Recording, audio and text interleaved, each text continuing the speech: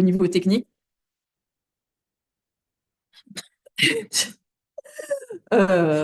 Donc plus largement que ça n'était auparavant. Et donc cette présentation, c'est moi qui vais la faire avec Stéphanie Gisin, qui est la nouvelle responsable de la plateforme au musée. D'accord. Donc, la présentation du SSM, alors vous avez vu qu'il y a eu pas mal de changements ces dernières années. Donc, actuellement, il y a 4 membres dans l'équipe. Donc, Ada Orefis, Julie Vasseur, moi Agnès. à 30%, Stéphane Justin et Cyril Galu, qui est coordinateur scientifique. Et c'est sur 2 sites, à Paris et à Concarneau, où il y a aussi d'autres membres de l'ISIEB qui sont des utilisateurs de la plateforme. Ah, du coup, comme ceux qui l'utilisent régulièrement le savent, le but du SSM est de répondre à la diversité des besoins en biologie moléculaire au niveau du SSM, au niveau du muséum, pardon. Donc, accompagner à la fois des utilisateurs novices et contribuer à du développement méthodologique. Donc, l'idée, c'est vraiment de réunir au même endroit, sur un même site, des expertises diverses et des moyens techniques qui sont coûteux à la base et qu'en mutualisant, nous permettent de réduire les coûts et qui les rendent accessibles à tous. Donc, on va accéder ainsi à la diversité des savoirs. On a un rôle d'animation et de formation. On va contribuer aux échanges des bonnes pratiques de laboratoire. On va faciliter l'accès à des technologies, c'est ce que je vous disais, à des technologies coûteuses, notamment autour du NGS et faciliter la résolution de problèmes techniques grâce aux échanges qui peuvent avoir lieu sur le site. Donc, juste un petit bilan chiffré, puisque c'est l'époque du rapport de la PAM, je vous en profite. Donc, l'année dernière, le FSM a accueilli 63 projets, dont des projets qui sont mutualisés, donc par unité, donc type l'équipe String ou MCAM. Ils ont un projet pour toute l'unité, comme ça, ils peuvent accéder comme ils veulent au SSM, et après, ils payent tout d'un coup. Ça évite des petits bouts de projet dans tous les coins.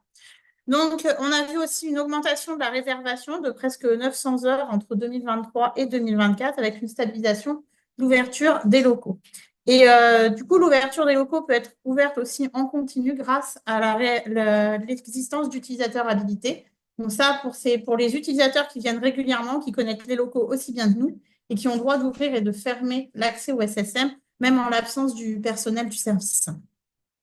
Donc, l'année dernière, on a investi 10 000 euros pour équiper une salle dédiée à l'ADN dégradé, donc tout ce qui va être autour des ADN d'extraction à partir d'échantillons de collection. Et on a investi aussi 20 000 euros pour renouveler le parc de micropipettes pour offrir aux utilisateurs des pipettes de dernière génération, plus souples, pour ne pas s'abîmer les pouces. On a pensé à vos TMS.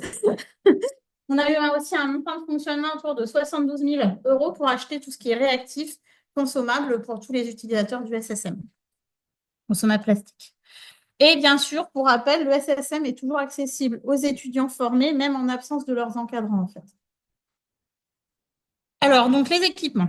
Je vais présenter un petit peu le service pour ceux qui ne connaissent pas, si on a. Donc, on a une pièce d'abord dédiée à l'extraction, tout ce qui est autour des acides nucléiques, l'extraction d'acides nucléiques. Donc là, on va avoir surtout des paillasses, des centrifugeuses et 2 équipements plus particuliers. Donc, le tissue-laser pour liser, pour aider à broyer les échantillons compliqués, surtout résistants. Et aussi un robot Epimotion pour automatiser tout ce qui est autour de l'extraction. Donc, pour ce robot, on a des kits déjà programmés, des kits Machine à gel. Mais si vous souhaitez utiliser d'autres kits, il ne faut pas hésiter à nous contacter pour voir, pour qu'on puisse, puisqu'on peut reprogrammer à façon. À côté de ça, donc, on a une pièce aussi dédiée à tout ce qui est autour de l'amplification des ADN. Donc, d'abord, une pièce dédiée pour la préparation des PCR avec un espace de stockage pour les échantillons et une pièce où vous allez trouver toutes les générations à peu près de thermocycleurs. Donc, 5 thermocycleurs gradient, vous avez des petites photos pour vous voyez un petit peu à quoi ça ressemble. À côté de ça, on a aussi dans cette pièce, on va trouver des thermocycleurs dédiés à la quantification de PCR, donc des QPCR. Ici, on en a deux thermocycleurs Biorad. Et on a en plus les dernières générations avec la PCR en quantification absolue, donc la DD-PCR de Biorad. Donc pour ça, on peut aussi également, pour tous les équipements et tout, il ne faut pas hésiter à nous contacter si vous voulez venir vous en servir. On vous fait une formation et après, vous pouvez les utiliser. Et petite nouveauté, c'est que cette année, dès qu'on a réussi à débloquer l'argent, on va pouvoir acheter une nouvelle QPCR, puisqu'on a obtenu un financement de d'Impamir de 19 000 euros pour renouveler l'équipement, puisqu'il y en a une qui était en fin de vie. Donc, on a également tout ce qui est autour du séquençage. Donc, le séquençage Sanger pour avec le Seq Studio. Donc, on peut faire à la fois du séquençage Sanger, mais maintenant, grâce à l'externalisation de tout ce qui est séquençage, on a également tous les projets passant sur le Seq Studio sont autour des microsatellites actuellement. Et ce que je vous disais, pour le séquençage Sanger, on passe sur le marché Eurofins, mais qui va être en cours de renouvellement là, dans le mois à venir. Et au premier avenir, il se peut que ça change. Donc, on a aussi tous les équipements. On a 2 pièces dédiées à la préparation des banques NGS. Vous allez trouver tous les équipements nécessaires. Donc, d'une part, un biorupteur pour faire fragmenter l'ADN. Vous allez trouver de la purification par taille avec le Blue PIPIN et tout ce qui est analyse qualitative et quantitative avec les bioanalyzers et fragment analyzers. Et bien sûr, on fournit aussi tout ce qui est équipement autour de portoirs aimantés et tout ce qui est nécessaire, les index, les adaptateurs, enfin tout ce qu'il vous faut pour la préparation de banque. Et donc, nous avons également tout ce qu'il faut pour les séquenceurs. Enfin, tout ce qu'il faut. On peut fournir une partie pour le séquenceur. Donc, on a le séquenceur MySeq qui, lui, par contre, n'est pas situé sur le site du Jardin des Plantes, était situé sur le site de Concarneau et du fait du coût des maintenances et de l'entretien, il a été mutualisé au niveau de la région Bretagne avec l'Adria de Quimper et 3 autres partenaires pour réduire les coûts de maintenance. Mais on y a accès à volonté, quoi qu'il arrive. Il suffit juste qu'on les contacte et c'est géré sur le site de l'Adria. Maintenant, comme ça, il y a un technicien dédié en permanence. C'est beaucoup plus simple au niveau de l'organisation. Donc là, justement, petit aparté pour ceux qui ont fait le Poullamplicon, le dernier Poullamplicon, comme il a été déménagé pile au moment du Poullamplicon, on est en train de mettre en place une nouvelle organisation à l'heure actuelle. Donc, on va y arriver, on va l'avoir, le séquençage. On ne désespère pas. Et enfin, le petit nouveau, c'est le Oxford Nanopore, le MinION. On a un MinION. Donc, c'est la petite nouveauté de 2024. Et Agnès, ici, est également en cours de mise au point pour mettre en place des séquençages mutualisés, ce qui permettrait encore de réduire le coût, mais ça, Agnès va plus vous l'expliquer. Et il est bien évidemment accessible pour des projets individuels hors séquençage mutualisé. Donc là, voilà, la fameuse salle à dégradé pour laquelle on a investi 10 000 euros cette année. Donc, ça va être une salle que vous allez trouver dans le SSM qui est indépendante de tous les autres locaux. Où vous allez trouver justement, vous voyez là, 2 hôtes PCR qui permettent de faire des postes individuels pour pas que les utilisateurs se contaminent entre eux. Et avec tout ce qui est filtration d'air et tous les équipements dédiés pour faire à la fois de l'extraction et de la préparation de PCR. Donc ça, il suffit. En fait, l'idée ici, c'était de faire une salle pas blanche, mais qui s'en rapproche au maximum, parce qu'on est en train de mettre en place une procédure d'habillage et de déshabillage pour limiter encore plus les contaminations. On s'est coordonné avec le P2GM qui, eux, ont une salle blanche pour que certains utilisateurs qui n'ont pas vraiment besoin de la salle blanche, mais quand même quelque chose de propre, puissent avoir des équipements, accès à des équipements plus facilement. Et donc, la station marine de Concarneau, parce qu'il ne faut pas l'oublier. Donc, la plupart des équipements que je vous ai présentés ici sont également disponibles à Concarneau. Donc, vous pouvez faire tout de l'extraction au séquençage, à la préparation de banque sans problème sur le site à Concarneau. C'est juste que les locaux sont un peu plus petits. Donc, il faut juste s'adapter à la situation. Mais par contre, le fait d'avoir des locaux plus petits fait gagner la vue sur mer en même temps. C'est beaucoup plus sympa. N'est-ce pas? Et là, je passe la main à Agnès. Donc, je vais vous détailler un petit peu plus des nouveautés sur le séquençage en particulier. Alors, dans les offres de séquençage, il y a les classiques première génération avec le Seq Studio qui est plutôt en microsat en ce moment sur des très gros projets, enfin sur un très gros projet, mais qui est toujours, il y a toujours des disponibilités. Et puis, il y a le séquençage via Eurofins, sachant que le marché va être calculé et qu'a priori, les prix vont considérablement augmenter. C'est là-dessus. Sinon, en deuxième génération, donc il y a le séquenceur qui est à Concarneau et je vais vous parler plus précisément du Poullamplicon que certains d'entre vous connaissent et qui va permettre de faire un séquençage mutualisé très simple puisque en fait on n'a pas besoin de PCR particulière et on va pouvoir séquencer des fragments de différentes tailles. Et enfin, avec l'équipement Mignon, on est en train de mettre au point des nouveaux séquençages qui sont particulièrement adoptés à, par exemple, des gros projets de barcoding. Et il va falloir qu'on voit aussi ce qu'on peut faire sur du métabarcoding là-dessus. Ça, on n'a pas commencé du tout. Donc, le Poullamplicon, pour ceux qui ne connaissent pas trop, donc on va faire 32 banques. On va mélanger des ADN qui sont très différents entre eux parce qu'entre un mythogénome de télostéen et un mythogénome de souris, ben, c'est très facile de réassembler derrière et ça va permettre de réduire considérablement les coûts. Pour des petites séries de PCR, ça remplace très très très bien le Sanger. Il y a 32 banques, donc ça veut dire qu'il y a 32 PCR pour le même marqueur et le même groupe de taxons assez proches.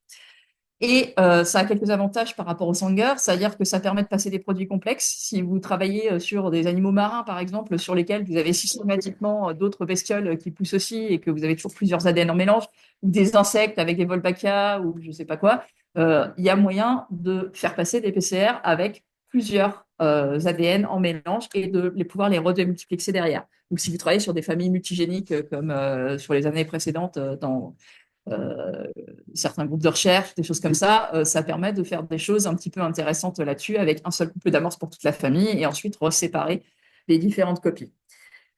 Pour les produits de grande taille également, puisqu'on va pouvoir faire passer des PCR de 10 kb. Enfin, finalement, il n'y a pas de limitation de taille, simplement il faut que ce soit un produit de PCR et ça va être fragmenté, il va falloir les réassembler ensuite, mais ça peut permettre de faire du mitogénome très très facilement. Et ce sont des PCR complètement standards. Donc si vous avez des PCR de 7 kb qui traînent dans un tiroir et que vous n'avez pas réussi à faire séquencer, il suffit de les amener, de les mettre dans le pool et vous avez vos rites derrière. Et puis, ça permet aussi très bien de faire de la mise au point, c'est-à-dire que les PCR faibles qui passeraient pas en Sanger bien, les PCR multibandes, quand vous êtes en train de mettre au point des nouvelles PCR pour un taxon et que ça veut pas être propre, on n'arrive pas à séparer les bandes, ça peut passer au séquençage parce que vous perdez tout à chaque fois que vous purifiez. Là-dedans, ça va passer et vous arriverez à séparer a posteriori et à refaire, par exemple, des amorces. Après, vous avez aussi l'argument du coût, c'est-à-dire que le Sanger, actuellement, il est à 4,50, lui, il va augmenter. Le pool Amplicon, on est pour 1000 paires de base, on est à 1,50 €. Donc, ça veut dire que de toute façon, pour un fragment de 700 paires de base, c'est quand même considérablement moins. Pour tout ce qui est formation, pour comment mettre les choses dedans, comment analyser les données, tout ça, on a une formation qui devrait être, on arrive à la caler en février, sinon ce sera en mars, qu'on fait tous les ans pour enseigner aux étudiants ou aux chercheurs à séparer les données. Et puis aussi, potentiellement, maintenant, le pool est préparé par l'équipe à l'intérieur du SSM. Et pour l'instant, toutes les dernières préparations, il y a eu quelqu'un qui a suivi la préparation du pool, ce qui a permis, par exemple, à Vincent Hey de se préparer pour faire ses propres banques après, parce qu'il a suivi et il a aidé à préparer des banques. Donc, en formation pour des étudiants qui eux-mêmes doivent faire leur banque après, c'est quelque chose qui peut être extrêmement utile. La prochaine pool démarre le 17 mars. Donc, si vous voulez faire des tests, si vous êtes intéressé, normalement, il y a un mail qui est passé sur les utilisateurs. Et l'inscription, c'est assez simple. Il suffit de venir nous voir si vous n'avez jamais fait. Mais par contre, il faudra déposer un projet avant si c'est pas déjà fait. Alors, le problème du pool Amplicon, c'est que finalement, le nombre de banques n'est pas si élevé que ça. Et si vous avez 150 bestioles dont soit vous n'êtes pas trop sûr de l'identification, donc vous ne savez pas ce qui se ressemble et ce qui ne se ressemble pas, ou alors c'est un groupe relativement restreint et finalement les séquences sont trop similaires pour que vous puissiez les mettre ensemble dans une banque et pouvoir les récupérer de manière propre, ben, en fait, c'est pas très, très adapté. Donc, basé sur le papier de Ebert et al. 2024, mais ça ressemble pas mal au Srivatsan 2021, si vous l'avez lu aussi, et en collaboration avec Rodolphe, Lucas et Marie, on a commencé à développer une technique où on va taguer toutes les PCR et ensuite on va pouvoir récupérer tout à la sortie et ça, on va le passer dans le mignon et plus particulièrement dans le fungal qui est un mini mignon en fait qui va être beaucoup moins cher surtout parce qu'un fungal, si vous avez regardé les prix un petit peu, on est à vers 1000 € le séquençage. Là, ben, va être à 300 € le séquençage. Et d'après le papier de Ebert et al., ils avaient réussi à passer jusqu'à 24 plaques dedans. Normalement, au moins 10 plaques tranquillement, normalement, ça devrait passer sans trop de problèmes. Et là, du coup, on se retrouve à 30 centimes par séquence, ce qui permet de monter en quantité. Alors, ce papier-là, c'était sur du coin. On peut totalement le faire sur d'autres marqueurs. Et j'ai déjà commencé à demander à certains utilisateurs. Donc, je sais qu'il y a plusieurs utilisateurs qui utilisent exactement les mêmes amorces pour H3, par exemple, ou pour d'autres choses comme ça. Ce qu'il y a, c'est que donc voilà, donc on a déjà commencé à faire des choses. Et l'autre avantage, c'est que le mignon, comme les fragments sont longs, on n'a pas besoin d'assembler plein de petits fragments pour obtenir un morceau plus long. Tout est déjà directement à la bonne longueur. Alors, le principe, c'est que on va utiliser des amorces marquées, c'est-à-dire que les forwards, il va y avoir 96 forwards, ou quand on a des séries plus petites, on peut totalement acheter simplement 30 ou 24 forwards et un certain nombre de reverses, et on va démultiplexer en regardant les forwards, puis les reverses, et on sait exactement quel forward va avec quelle reverse pour quel échantillon. Ça veut dire qu'on peut faire donc des très très très grosses séries, et dans le papier, il y avait de quoi faire 24 plaques, 24 plaques de tags différentes. Il y a au moins, Marie a une série absolument gigantesque pour les coins de l'épidoptère. Mais il faut voir pour d'autres taxons. On a commandé les mêmes choses pour les téléostéens. C'est passé sans problème au séquençage aussi. Et on est en train d'essayer de voir aussi si on peut pas faire la même chose avec des fragments longs. Simplement, il faut vraiment pas mélanger les fragments longs avec les fragments courts, parce que les fragments courts passent en priorité. Et du coup, il va y avoir encore des choses à faire au niveau développement là-dessus. Mais au moins pour ce qui est des choses de taille Co1 et des choses de la même taille. C'est-à-dire qu'on peut passer du 16S avec du Co1, ça posera pas de problème, par exemple, si la taille est la même. Donc, c'est quelque chose qui peut être très intéressant, très puissant et vraiment pas cher. L'investissement, ça va être de commander des amorces. Et du coup, pour les amorces, s'il y a plusieurs marqueurs qui reviennent régulièrement, on peut peut-être envisager de mutualiser certaines amorces, c'est-à-dire de les mettre en accessible pour réduire les coûts. Ça augmentera juste un petit peu le coût du séquençage, qu'il faudra prendre en compte le coût des amorces, mais pas de beaucoup, quoi, en mutualisant. Parce que ce qui coûte cher, c'est vraiment les amorces dans le site. Ouais. En fait, le problème, c'est que les amorces font quasiment le double de la longueur d'une amorce normale. Donc, ça fait 8 euros par amorce. Et si vous en achetez 96, vous voyez que ça monte relativement vite. Par contre, si c'est quelque chose qui est mutualisé entre plein de gens, ça devient quelque chose qui est beaucoup plus simple et beaucoup plus pratique. Donc, d'un point de vue un peu pratique, en gros, j'ai fait un paquet de tests, et j'ai aussi, avec ce qu'il y a dans la littérature, il y a besoin d'au moins 50 à 100 reads quand même pour avoir quelque chose de propre, parce qu'il y a le taux d'erreur est quand même si ça s'est énormément amélioré depuis les premières versions, il est quand même bien supérieur à celui de l'Illumina, par exemple. Et donc, quand on a un nombre de reads insuffisant, c'est pas terrible. Donc, il faut réussir à faire que le Fungal produise suffisamment de séquences. Il ne faut pas mélanger trop de choses, et il faut que les choses elles soient mélangées en quantité à peu près, en concentration à peu près égale, comme pour le pool amplicon. Mais on a un peu d'expérience sur le pool amplicon, justement. Donc, on devrait réussir à s'en sortir. Et par contre, le dépôt dans le Fungal, c'est très, très sensible, parce que si on charge trop vite, les ports sont détruits lors du chargement, ça rabote dessus. Donc, il y a des choses à faire, mais par contre, c'est aussi quelque chose qui potentiellement peut être fait au niveau formation progressivement pour les utilisateurs. De toute façon, c'est un peu au-dessus de 300 euros le séquençage, donc ça vaut la peine aussi de faire des choses pour tester. Tout à fait.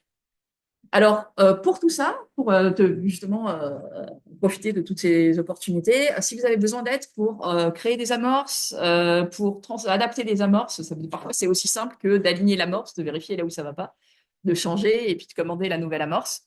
Et puis, on a aussi des protocoles disponibles pour faire des PCR longues jusqu'à à peu près 10 kb, qui sont très efficaces et pas chers. Mitogénome complet ou chloroplaste, ou ce que vous voulez, enfin morceau de chloroplaste. Et puis, c'est tout ça. Après, le séquençage est possible dans le pool amplicon, par exemple. Donc, il y a la solution depuis la PCR jusqu'à la fin. Et puis, Du coup, ouais, alors, du coup, pour tout ce qui est projet en assistance technique, parce que là, en fait, vous pouvez faire vos projets vous-même. Vous venez en tant qu'utilisateur, vous faites toutes les manips de A à Z. On peut vous aider de façon ponctuelle. Et il y a aussi des projets qui sont en assistance complète, technique complète, c'est-à-dire que c'est nous qui faisons toutes les manips. Donc là, pour ça, on a mis sur le Teams utilisateur. Donc, ceux qui ne sont pas avec assistance technique ne le voient pas forcément.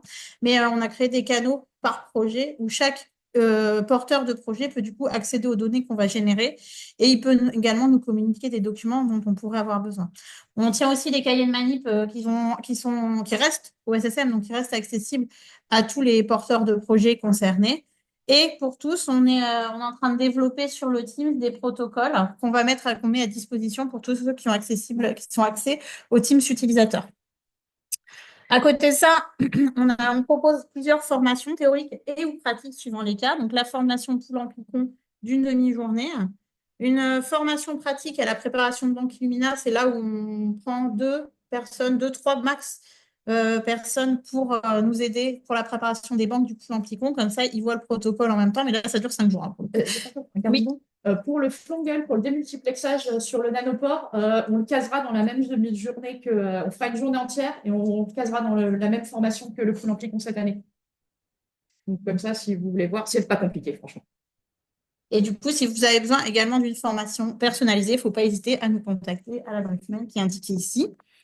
Et dernièrement, on a mis en place une formation théorique et pratique d'initiation à la biologie moléculaire. Donc là, pour le moment, elle était destinée aux étudiants qui débutent leur stage et qui n'ont encore jamais manipulé dans un laboratoire de biologie moléculaire, donc qui a duré 2 jours et qui a combiné à la fois la théorie et la pratique. Comme ça, ils ont appris les gestes, utiliser des pipettes correctement déjà, c'est pas bien, appris les gestes et les règles de base dans un laboratoire de biologie moléculaire. Donc, c'était extraction, PCR et la théorie pour tout ce qui est autour du séquençage.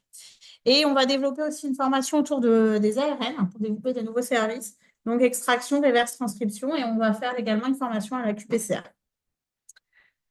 À la station marine de Concarneau, on peut également proposer ces formations. Mais là, comme il n'y a pas de personnel sur place, nous, il faut qu'on s'organise pour nous pouvoir y aller. Donc, en général, on planifie à l'avance, au moins un mois à l'avance, c'est dire, au moins un mois à l'avance pour Concarneau. Et si les utilisateurs de Concarneau souhaitent également des formations, ils n'hésitent pas, ils nous contactent et on voit comment organiser ça. Il faut juste nous laisser au moins un mois de marge, le temps de générer l'émission. Alors, quelques exemples quand même pour vous présenter ça. Donc, ça, c'est 2 projets qu'on va vous présenter qu'on a en assistance technique complète. Donc, celui-là est presque terminé. Donc, c'est le projet Platénis qui a été fait en collaboration avec le Parc zoologique de Paris et Olivier Marquis, qui est le porteur de projet. Donc, le but, en fait, ils ont récupéré des tortues de saisie de douane et ils n'arrivent pas à savoir si vraiment les tortues sont de la même espèce, que leur idée, c'est de pouvoir faire de tester des méthodes de reproduction en captivité. Donc, dans le but de garder l'intégrité de l'espèce, c'était d'identifier les différentes espèces ou sous-espèces de Platémis. Donc, pour ça, on a testé plusieurs méthodes d'extraction. Donc, on en a validé une à partir du sang et de prélèvements buccaux. Et on a réalisé des séquençages justement du mitogénome complet via le pool amplicon. Et on a pu analyser les séquences obtenues, ce qui nous a permis de lui communiquer les résultats au niveau des sous-espèces. Et effectivement, a priori, on a bien 2 sous-espèces différentes. Donc, on a aussi un nouveau projet ici qui est P Imperator, qui lui est en collaboration avec la ménagerie du Jardin des Plantes, avec Alessandra Lobko. Donc là, le but, c'est d'identifier les bactéries qui sont responsables des septicémies qu'ils ont observées chez leurs scorpions empereurs, avec un fort taux de mortalité. Et donc, avec toutes les techniques vétérinaires classiques, ils n'ont pas pu identifier la bactérie responsable. Et il n'y a pas d'outil vraiment de diagnostic pour tout ce qui est, tout ce qui est autour des scorpions. C'est assez rare, on va dire. Donc là, on a mis au point des protocoles d'extraction. Et comme on était au niveau d'extraction d'hémolymphes de scorpions et contaminés par les bactéries et qu'on ne voulait pas se faire contaminer par les bactéries ambiantes, on a utilisé cette fois-ci la salle ADN dégradée. Et on va pouvoir mettre au point les protocoles de métabarcoding via à la fois la séquence, la technique Illumina et la technologie nanopore, puisque le but, c'est de développer la technologie nanopore en diagnostic pour tout ce qui est bactérien, puisque là, c'est beaucoup plus rapide à mettre en place qu'autour de la technologie Lumina. Donc, eux, ça leur permettrait d'aller en 48, 72 heures d'avoir leurs résultats, si ça fonctionne bien. Voilà, donc sinon, on a plusieurs projets utilisateurs. Donc, soit on a des types de projets qui vont utiliser une seule machine, une ou plusieurs machines. Donc, c'est typiquement les projets qui sont des projets d'unité. Donc, comme ça, chacun peut accéder à des équipements particuliers. On va pouvoir réaliser, nous, une partie des techniques ou les utilisateurs également, donc type extraction, dosage, ou alors externaliser certaines choses, notamment pour tout ce qui est séquençage qui vont demander des capacités plus hautes que le MySeq. Et on peut réaliser tout type de projet sur la plateforme. Et ça peut être forcément réalisé, comme je vous le disais, par nous ou par les personnes, les porteurs de projets ou les utilisateurs déclarés. Le seul truc, c'est que pour pouvoir accéder au SSM, il ne faut pas oublier de faire la formation hygiène et sécurité pour avoir le droit d'accéder aux locaux. Donc là, c'est un petit exemple un peu de tous les projets qu'on accueille au SSM, en gros. Hein. Il y en a encore d'autres. Il y en a plein d'autres, mais c'était juste des exemples. Donc, un référentiel moléculaire des poissons d'eau douce en mitogénome, des shotguns sur les herbiers. Donc, ça, c'était l'année dernière aussi, dans le cadre d'un M2. Le barcode, la planète revisitée. Métabarcodine, Ars, récif corallien. Donc, ça, je crois que c'est avec Concarneau. Non, c'est pas celui-là. C'est une collaboration. Je pense que c'est phylogénie des groupes, de plantes et d'animaux, bien sûr. L'ADN environnemental. Donc, pour définir les périodes de reproduction du brochet, si ma mémoire est bonne, par des DPCR et tout ce qui a été de microsatellites, puisque là, on a un gros projet avec Brunois qui est en cours et il y en a un autre à venir avec le parc zoologique aussi. Et donc, alors ça, je te laisse. Je tournerai le bien. Donc, vous avez peut-être entendu qu'il y avait un référentiel national de séquences qui allait se mettre en place, génétique, qui allait se mettre en place pour l'identification de la faune nationale. Et alors, c'était porté par le MNHN et par l'OFB. Et c'est pour le grand inventaire de la biodiversité nationale et replacer la génétique parce qu'il y a de plus en plus d'ADN environnemental, de besoins d'identification précise et puis il y a un inventaire qui est pas complet sur un certain nombre de taxons. Et pour tout ça, si vous voulez quelque chose, il y a Liliana qui a commencé il y a peu, qui est juste derrière là, et il ne faut pas hésiter à la contacter pour discuter avec elle et pour suivre la chose. Ah bah voilà, c'est le mot de la fin, presque. C'est presque le mot de la fin. Donc, comme vous l'avez vu, le SSM a pour but de fournir un accès à des moyens techniques autour de la biologie moléculaire, d'offrir de l'aide technique, assurer la facilité et l'acquisition, l'acquisition de savoir-faire technique et surtout et également assurer une veille technologique et participer à du développement de nouvelles techniques. D'ailleurs, on a un petit projet qui va démarrer là autour de l'étude de méthylome avec la technologie nanopore sur des espèces non modèles. Du coup, ça, c'est la procédure pour pouvoir accéder au SSM, parce que vous ne voyez pas les titres à cause de partage d'écran. Donc, l'idée, c'est que vous... Ah, j'avais pas vu. Ah bah non, je ne l'ai pas sur mon écran, c'est génial. Donc, vous pouvez déposer vos projets sur Platec. Si vous n'avez pas, vous nous contactez, on vous aide. Nous, on va étudier en réunion de labo une fois par semaine la faisabilité et notre capacité d'accueil du projet, surtout s'il est en assistance technique, parce que ça va être le point limitant. Ensuite, vous pouvez avoir libre accès, si le projet est validé, vous avez libre accès au SSM si vous avez suivi la formation hygiène et sécurité qui est obligatoire pour tout nouvel arrivant. Et en facture, le projet, soit votre demande dans le courant de l'année, soit mi-novembre, c'est pas fin novembre, c'est une erreur, c'est mi-novembre pour la clôture des budgets. Donc, pour les hauts effets facturés au porteur de projet, c'est-à-dire que le nom qui est mis quand vous déposez sur Platex, c'est le nom de la personne qui sera utilisé pour l'édition du devis. Donc, c'est le payeur. Le porteur de projet est également le payeur, en fait. Et la grille tarifaire, si vous voulez la voir, elle est accessible sur le site de l'unité. Donc, si vous avez des demandes de financement, n'hésitez pas à nous contacter. On a mis en place des estimations de coûts avec en tête du service que vous pouvez joindre à vos demandes de financement, en fait. Donc, n'hésitez pas à nous contacter. Il faut juste nous laisser le temps pour les réponses. Et puis, en plus, si on a des questions à vous poser pour faire une estimation de coût au plus juste, il faut quand même qu'on ait un peu de marge d'action. Et les petites news de l'année. Donc, le SSM va prochainement changer de nom. On attend d'avoir les arrêtés officiels pour vous le communiquer. On va devoir revoir tout ce qui est tarification dans le courant de l'année, ne serait-ce qu'à cause du renouvellement du marché Eurofins, puisqu'on sait d'avance que les tarifs vont augmenter. C'est comme ils nous harcèlent avec ça dans le courant de l'année. Et on va essayer de mettre en place la solution Open Iris. Alors, je ne sais pas si vous en avez entendu parler. Ça, c'est à l'échelle de l'Alliance Sorbonne Université. C'est un système qui permet de lier toutes les plateformes, plusieurs plateformes, tous ceux qui ont, comment on dit, en fait, c'est un petit droit d'accès qui est payé au démarrage à Open Iris, mais du coup, ça mutualise sur toute la France, en fait. Ça peut mutualiser sur toute la France. Et surtout que c'est un système qui va permettre d'éditer les devis automatiquement et qui va limiter les erreurs, en fait.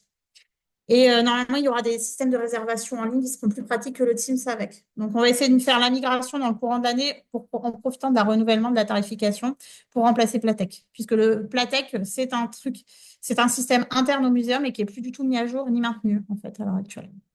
Donc, et en plus, il est fermé au personnel muséum, c'est-à-dire que tous les personnels qui sont avec une adresse Sorbonne Université ne peuvent pas accéder à Platec. Donc, l'intérêt de OpenIris, c'est qu'en plus, ça va nous ouvrir à d'autres utilisateurs. Et bien sûr, n'hésitez pas à faire venir vos étudiants que vous avez formés ou que nous aurions formés. Même si vous n'êtes pas là, ils peuvent accéder aux locaux tant que nous, on est là. Et voilà, merci.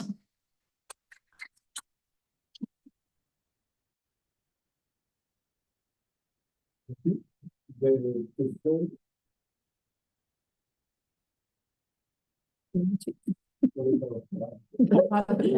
Super. Alors, justement, par rapport à l'aide technique, Ouais. comment ça se passe? Donc, d'après ce que je compris, ça peut aller juste une aide ponctuelle sur une manip à une prise en charge complète ou Ouais. pas par exemple Oui, typiquement, là, pour les deux projets qu'on a présentés, on est en aide technique complète. C'est-à-dire que on récupère les échantillons et les traite du début à la fin et on fait même l'analyse des résultats.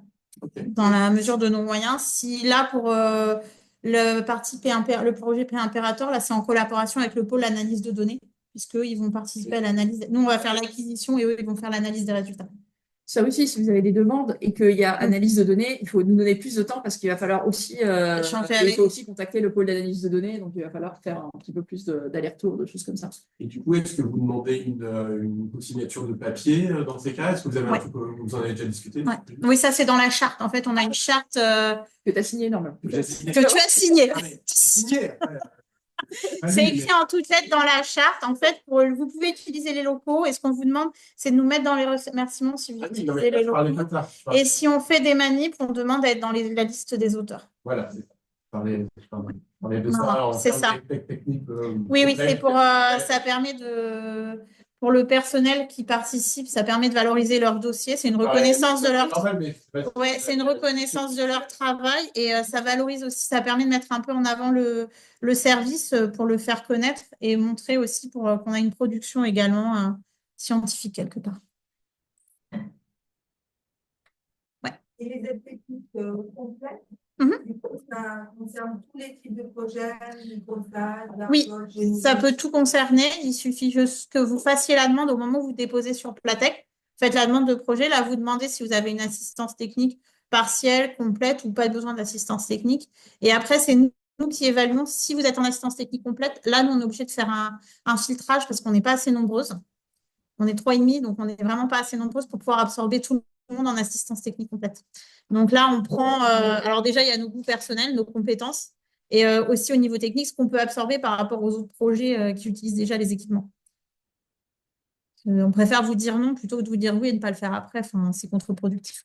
Et là, aujourd'hui, par rapport au niveau de que vous avez, alors là, non, pour le moment, on n'en a pas encore refusé parce que là, il y en a une qu'on ne va pas pouvoir prendre parce qu'elle est grosse. Et là, dans ce cas-là, on propose peut-être aussi des fois, là, ce qu'on est en train de voir pour permettre quand même la réalisation du projet, on est en train de voir s'il n'y a pas possibilité que eux, de leur côté, prennent un stagiaire en master que nous, on formerait, mais qui, lui, après, pourrait réaliser les manips.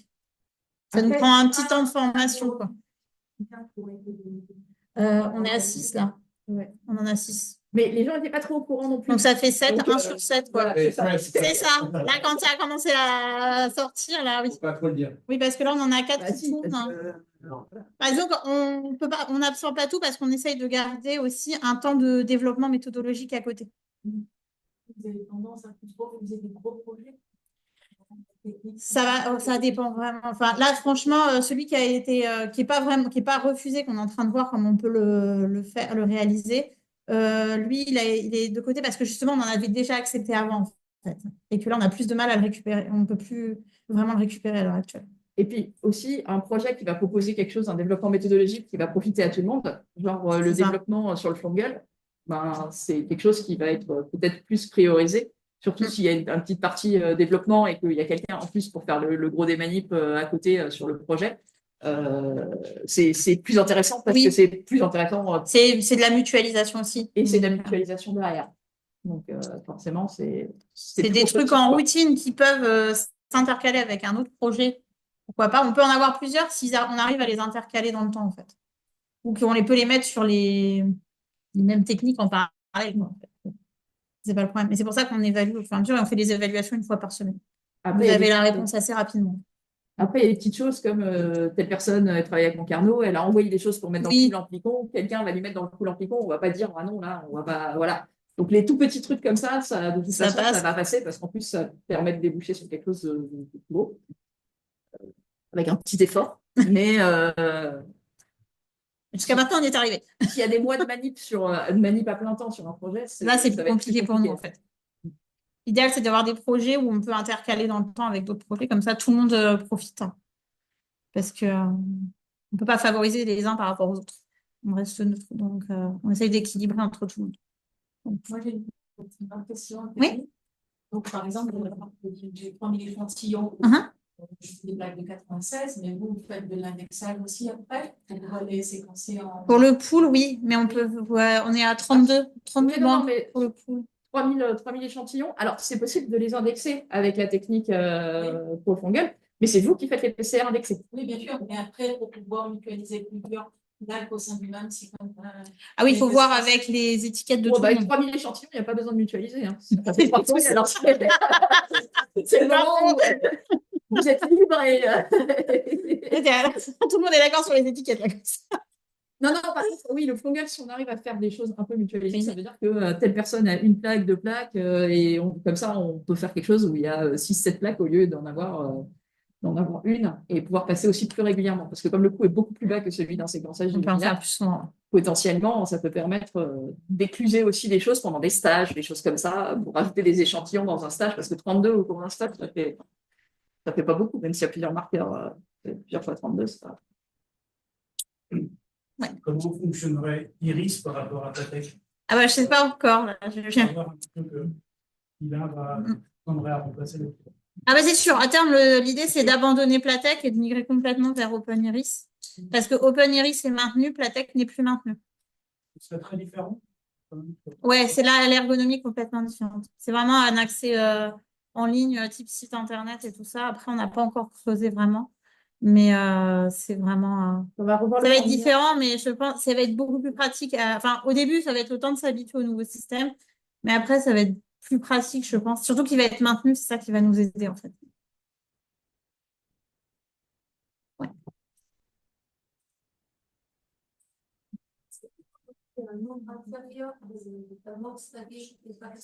Bien sûr. Bah, pour les téléocéans, je crois on a d'abord commandé. Généralement, on commande d'abord quelques-unes pour voir si la PCR fonctionne bien avec les tags derrière. Et puis, mais il y a des groupes sur lesquels on en a 8, plus 2-3 reverses, et comme ça, on peut en passer une trentaine. Bah, et pour les tests, on a commandé beaucoup moins. Il n'y a aucune raison de faire trop. C'est pas nécessaire. J'ai une question par rapport au MySec. Ouais. Du coup, est-ce qu'il y a des offres spéciales pour pour MNHN par rapport à l'extérieur ou pas? Bah là, Ça sera au niveau de tarification. en fait, là, on fait juste payer la flocelle, hein, de mémoire. C'est payé là, ça. Vous avez là, enfin, ça dépend si vous êtes, si c'est dans le pool. Non, c'est Non. non, c'est juste l'utilisation du séquençage. C'est juste, en fait, c'est juste la flocelle qui est facturée avec le prix du consommable plastique, c'est tout. D'accord. Non, c'est tout. Et vaut mieux passer. Et après, nous, enfin, je sais pas si on a, vaut mieux passer. Vaut mieux comment que nous, on commande. En fait, ce qu'on va faire là, maintenant, ça a été décidé. Donc, on commande. Il faut juste, maintenant qu'il est à l'Adria, Ouais. en fait, le MySec, il faut que nous, on commande, qu'on fasse les préparations de banque. Et après, le technicien a juste à charger dans le MySec et lancer le séquençage. Donc, il va pas faire Et on peut faire des séquençages mutualisés avec les autres partenaires. Il faut juste qu'on soit raccord avec eux pour les indexages. C'est tout. Donc ça vient juste d'être décidé. Non, c'est nous qui faisons l'indexage. Là, c'est en train d'être mis en place. En fait, on peut faire soit un séquençage indépendant, soit on peut faire des séquençages mutualisés avec eux, si on ne remplit pas complètement une flocelle. Faire séquençage mutualisé avec eux, il faut juste qu'on se mette d'accord avec eux en amont sur les étiquettes de chacun. Il faut que les banques soient prêtes. Et que nous, chacun prépare les banques de son côté, de leur côté, de côté, et puis après, il poule et le technicien se charge du reste. On perd rien d'autre. En fait, le système, l'idée, c'était de réduire les coûts de maintenance qui ont été divisés entre les 5 partenaires. Et il n'y a rien de plus. On ne paye pas le temps technicien, on ne paye rien en fait. A priori, c'est moins cher que. Ça restera moins cher qu'à l'extérieur. Donc, on est dans les limites de la capacité de l'équipement. Enfin, c'est tout. Et en préparation de banque, ça fait à peu près une semaine Oui, c'est ça. pour préparer les banques Illumina. Et pour le Flongle, c'est en une bonne journée, ça passe. Il vaut mieux s'y prendre plusieurs jours à l'avance parce que chaque fois, il y a toujours un truc une petite manip à faire. C'est pas forcément très très long, mais pour être sûr que ça fonctionne bien surtout au début. Mais en soi, ça fait une journée, quoi. Donc c'est moins long aussi à préparer. Ce qui est long, par contre, ça va être de multiplexer les choses. Parce qu'il va falloir prendre toutes les PCR. Et sur MySec, en type de séquençage, vous proposez quoi? Il y a 350, 250 ou c'est Il y avait de tout.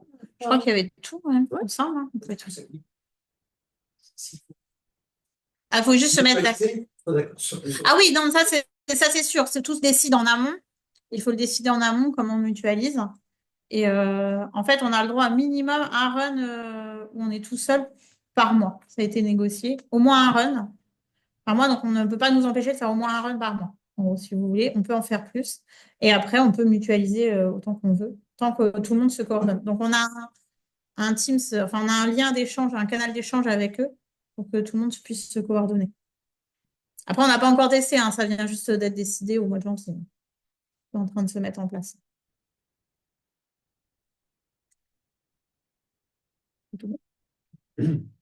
Bon. D'autres questions? En tout cas, en ligne, il n'y a pas de questions que j'ai demandées. Là, c'est une question? Très bien. Merci à vous. Merci. Et venez nous voir hein, si vous avez des questions sur.